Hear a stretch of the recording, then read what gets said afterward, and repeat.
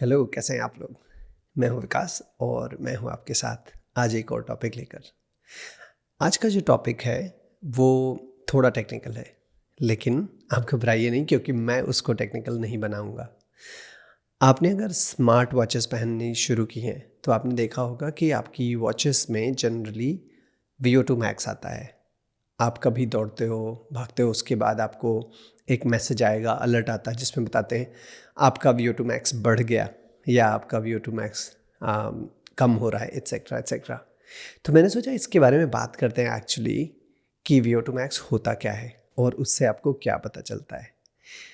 आप अगर online check करोगे तो जैसे ही आप VO2 मैक्स टाइप करोगे उससे आपको पता चलेगा O2 as in oxygen, max माने maximum, V as in velocity, right. So वो आपको बताएंगे कि हाँ, आप मैक्सिमल कंजम्पशन ऑक्सीजन का जब कर सकते हैं एक कोई एक्टिविटी करते हुए, उसको VO2 मैक्स बोलते हैं। मैं सिंपल भाषा में बताता हूँ, ठीक है, जिससे आपको ये समझ में आए कि इसका क्या मतलब है और उससे हम क्या अचीव कर सकते हैं। होता क्या है, हम नॉर्मल एनवायरनमेंट से जो हवा होती है उससे ऑक्सीजन लेते हैं अपनी बॉडी में, जो कि हमारे सर्वाइवल एग्जिस्टेंस के लिए ज़रूरी होता है। जैसे ही हम थोड़ा तेज़ एक्टिविटीज़ करने लगते हैं, जैसे आप मान लो बैठे उठ के आप खड़े हुए, उठ के फिर आप दौड़ना शुरू कर दिए, थोड़ा तेज़ भागने लगे, वैसे ही आप देखेंगे कि आप तेज़ सांस लेने लगते हैं। तेज़ सांस आप ले रहे हैं, इसका मतलब क्या हुआ कि आप ज़्यादा ऑक्सीजन कंज्यूम कर रहे हैं। होता क्या है, आपकी ब्लड वेसल्स डायलेट होती हैं और उससे आप ज़्यादा ऑक्सीजन लेंगे तो आपके ब्लड के जरिए आपकी मसल्स में जो वर्किंग मसल्स और सेल्स हैं उसमें एक्चुअली न्यूट्रिएंट्स की सप्लाई होती है। और हमको ये भी पता है कि ऑक्सीजन की ज़रूरत होती है हमको अगर एक लॉन्ग टर्म सस्टेन्ड एफर्ट में अगर कोई वर्कआउट करना है तो उसके लिए। तो अगर हम ज़्यादा ऑक्सीजन ले रहे हैं, ज़्यादा तेज़ सांस ले रहे हैं और बार बार ले रहे हैं, तो ऐसा तो है नहीं कि हम और तेज़ दौड़ते जाएं और तेज़ दौड़ते जाएं, घोड़े की तरह हो जाएं, फिर रेलगाड़ी की तरह दौड़ते चले जाएं और हम ज़्यादा सांस लेते जाएंगे। एक पॉइंट के बाद क्या होता है कि हमारी जो ऑक्सीजन लेने की कैपेसिटी होती है वो इंक्रीज़ होना बंद हो जाती है, कि मतलब एक पॉइंट के ऊपर हम ऑक्सीजन उससे ज़्यादा नहीं ले सकते हैं। तो जब हम धीरे धीरे इंटेंसिटी अपनी बढ़ाते जाते हैं वर्कआउट की, रनिंग की, साइकिलिंग की, स्विमिंग की एट्सेट्रा, तब जो है एक पॉइंट के बाद जब उस पॉइंट से ज़्यादा आप ऑक्सीजन कंज्यूम नहीं कर सकते हो, उस टाइम पे जब आप ऑक्सीजन को जो मेज़र करते हैं उसको हम बोलते हैं VO2 मैक्स, ठीक है।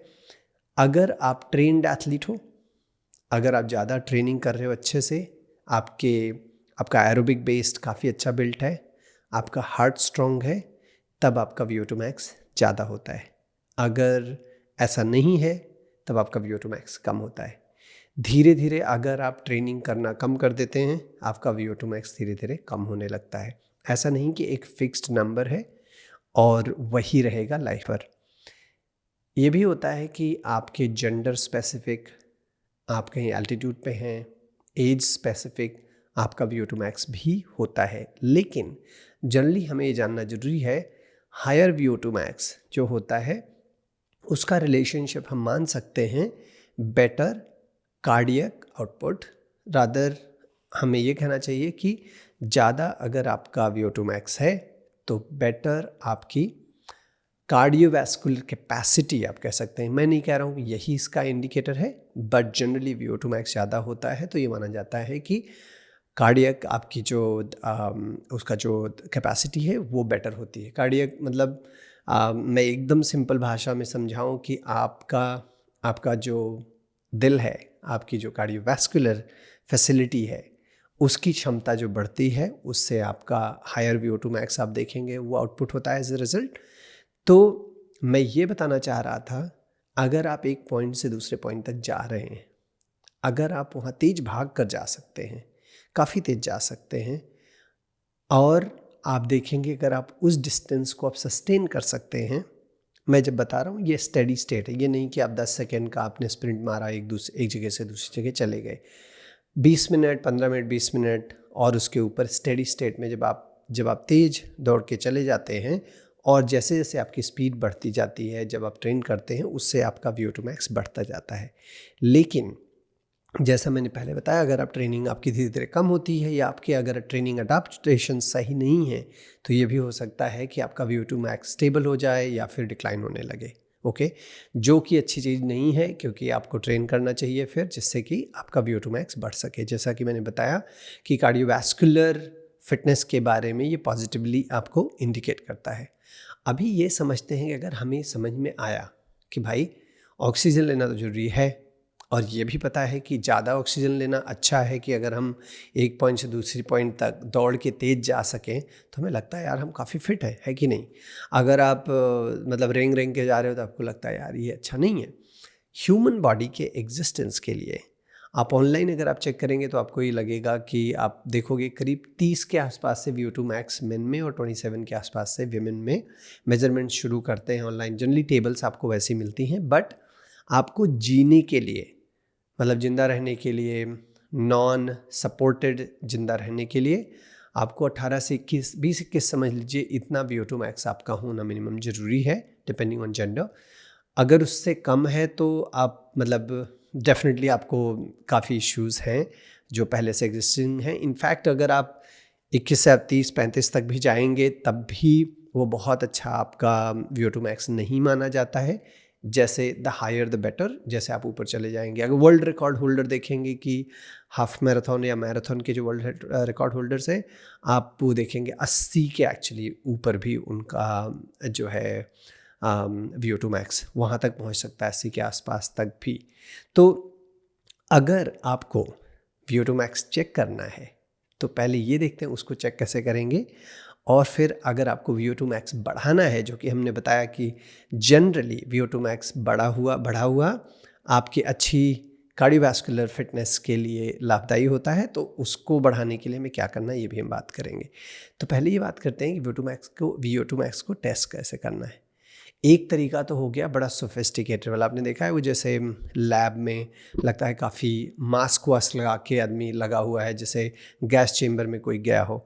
ऐसा अगर आपने कोई एथलीट देखा है, जनरली हार्ट रेट मॉनिटर लगा होता है, टी शर्ट नहीं पहना होता है, और वो साइकिल पे या फिर ट्रेडमिल पे भाग रहे होते हैं। जो एलीट एथलीट्स होते हैं या फिर जिनके पास रिसोर्सेज हैं इन सारे चीज़ों को एक्सेस करने के लिए, वो लैब में जाके अपना VO2 max टेस्ट करते हैं। अगर वो आपके पास नहीं है तो उसको टेस्ट करने के कुछ और तरीके हैं। वो 100% एक्यूरेट नहीं है, लेकिन आपको अप्रॉक्सीमेट आइडिया डेफिनेटली मिल जाएगा कि आपका VO2 max कहाँ पे है। मतलब ये नहीं होगा कि आपका VO2 max 30 है तो ये 40 बताएगा, 31-32 इधर उधर थोड़ा हो सकता है, विच इज़ फाइन, लेकिन आपको बहुत ग्रोसली डिफरेंट नहीं बताएगा, और मेरे हिसाब से वो काफ़ी अच्छा इंडिकेटर है। और तो ये देखते हैं, समझते हैं कि VO2 max टेस्ट कैसे करना है।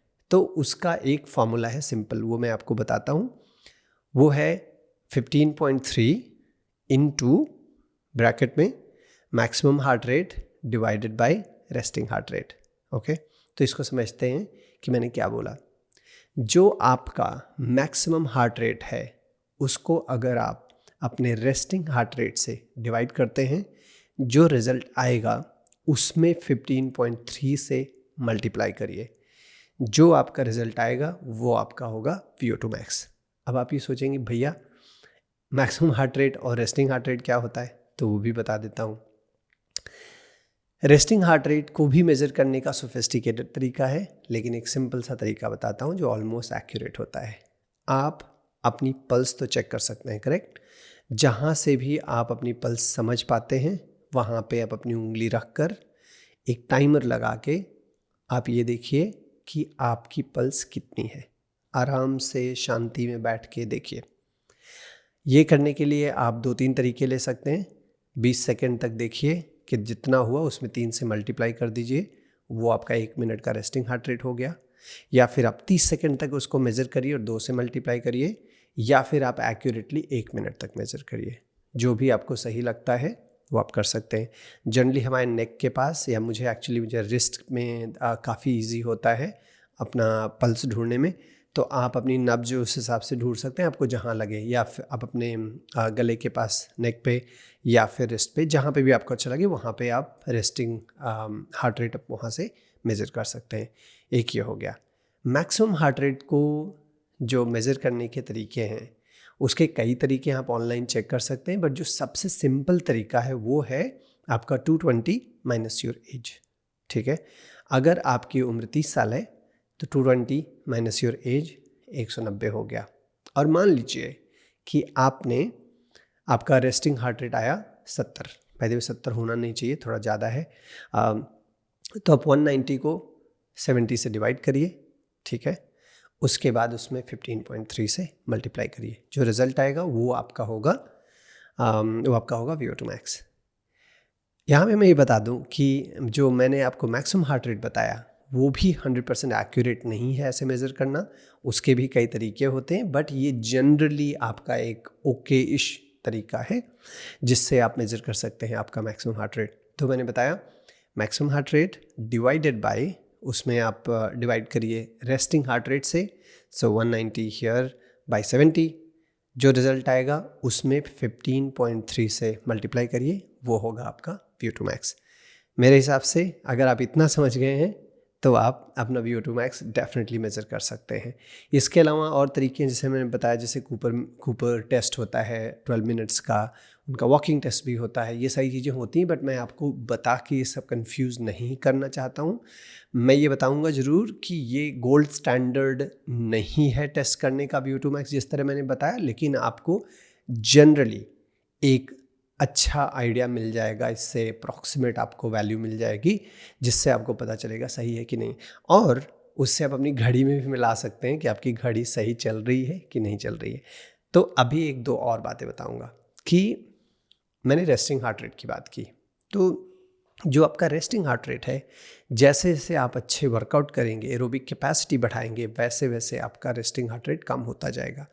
अगर आपने 190 में 70 से डिवाइड किया, इंस्टेड अगर आप 190 में 50 से डिवाइड करते, राइट, और उसमें फिर आप 15.3 से मल्टीप्लाई करते, तब आपको पता है रिजल्ट ज़्यादा आता, सिग्निफिकेंटली ज़्यादा होता, करेक्ट। इसका मतलब अगर आपका रेस्टिंग हार्ट रेट कम है तो आपका VO2 max ज़्यादा है, और उससे आपको ये भी पता चलेगा कि आपकी कार्डियोवैस्कुलर फिटनेस बेटर है। RHR के बारे में, रेस्टिंग हार्ट रेट के बारे में मैं बाद में और दूसरी तरह अलग से बात करूँगा, लेकिन अगर आपको VO2 max बढ़ाना है उसके लिए कई तरीके की एक्सरसाइजेस की जाती हैं। जनरली आपको शुरू ये करना है, स्टेडी स्टेट आप कार्डियो एक्सरसाइज करिए। स्टेडी स्टेट कैसे करना है ये मैं बताता हूँ। तो स्लो कॉन्वर्सेशनल पेस पे आप ज़्यादा से ज़्यादा अपनी रनिंग करिए या साइकिलिंग करिए, जिसमें आप एक दूसरे से बात कर सकते हैं। इससे आपका एरोबिक बेस लार्ज बिल्ड होगा। एक बार ये हो जाए तो आप ट्राई करिए उसमें थोड़ी पावर और स्पीड की एक्टिविटी मिक्स करिए। मान लीजिए 5 दिन वर्कआउट कर रहे हो तो 4 दिन आप स्लो आप इजी रन कर सकते हैं, एक दिन आप जो है HIIT कर सकते हैं या फिर स्ट्राइड्स वगैरह कर सकते हैं। स्ट्राइड्स हुआ जैसे आप 20 सेकेंड तेज भागे, फिर उसके बाद आप रुक गए, फिर 1 मिनट रेस्ट किया, फिर 20 सेकेंड तेज भागे, ऐसे आप 4-5 बार कर सकते हैं। आपको अगर HIIT करना है तो उसमें आप इंटरवल ट्रेनिंग या फिर जैसे जैसे बढ़ेंगे टेम्पो, थ्रेशोल्ड, बहुत अलग अलग तरीके की ट्रेनिंग्स होती हैं जो मैं नहीं बताऊंगा अभी, बाद में बताऊंगा। लेकिन आप स्ट्राइड काफ़ी सेफ तरीका होता है, मतलब 4 दिन आप इजी रन करिए और 5वें दिन अच्छा प्रॉपर वार्म अप करके आप 5 से 6 स्ट्राइड्स करिए, फिर कूल डाउन करिए। इस तरह अगर आप करेंगे तो आप 2 से 3 महीने में आप देखेंगे कि आपकी एरोबिक कैपेसिटी बढ़ेगी, आपका रेस्टिंग हार्ट रेट नीचे आएगा और उससे आप देखेंगे आपका VO2 max बढ़ेगा। गुड लक, आज के लिए इतना ही, बाय।